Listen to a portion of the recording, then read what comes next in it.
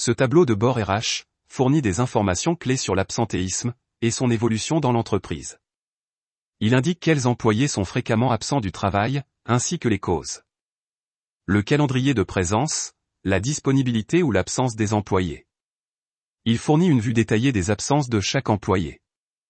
Et permet de suivre les heures travaillées et les heures supplémentaires des employés. Ce fichier Excel est très facile à utiliser. Saisissez vos paramétrages. Saisissez les données des employés. Saisissez les absences des employés. Saisissez les heures travaillées par chaque employé. Le rapport des indicateurs clés des absences indique les causes. Les absences par métier, catégorie professionnelle, département, ancienneté, site, tranche d'âge, et absence des hommes par rapport aux femmes. Évolution des absences mois par mois, et sur 3 ans. Nombre d'employés absents, nombre total de jours d'absence, nombre moyen et maximum de jours d'absence, jours de travail perdus, et taux d'absentéisme. 6% des employés se sont absentés pour des raisons personnelles. Comparé aux hommes, les femmes sont plus souvent absentes pour des raisons personnelles. Les absences non autorisées ont augmenté dans l'entreprise. 20% des absences planifiées étaient pour des besoins de formation. Les employés préfèrent prendre leurs vacances durant le mois d'août. La durée moyenne des congés payés est de 13 jours par an. Les employés qualifiés sont absents plus longtemps que leurs collègues. En 2025, les employés étaient principalement absents du travail pour des raisons de santé. Les maladies et les accidents du travail ont entraîné la perte de 152 jours de travail. Le département ressources humaines est le plus touché par l'absentéisme. La matrice des absences indique quels employés sont fréquemment absents du travail, ainsi que les causes. L'employé 1 a enregistré le plus grand nombre de jours d'absentéisme. Il a été absent 17 jours à cause d'accidents du travail.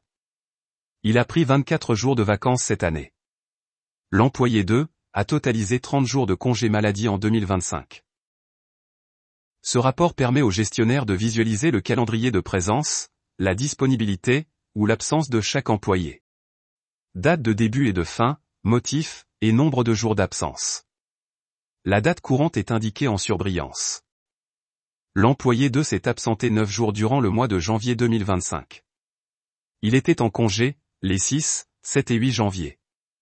Il a pris un congé maladie de 6 jours, le 20 janvier. L'employé 3 ne s'est pas absenté durant le mois de janvier. Voici le planning des congés payés, de la direction générale, pour le mois d'août.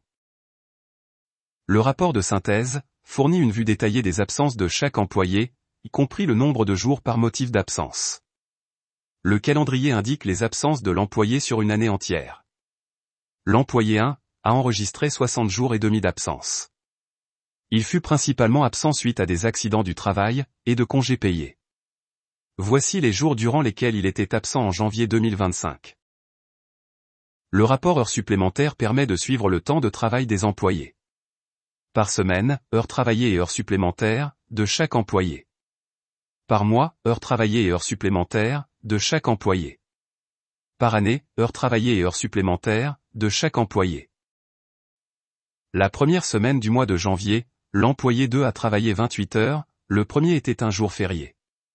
Il s'est absenté quelques jours durant la deuxième semaine. Il a travaillé des heures régulières la troisième semaine. Il s'est absenté la semaine du 20.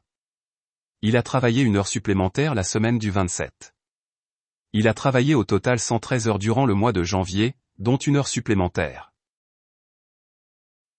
L'employé 2 a travaillé au total 10 heures supplémentaires durant l'année 2025.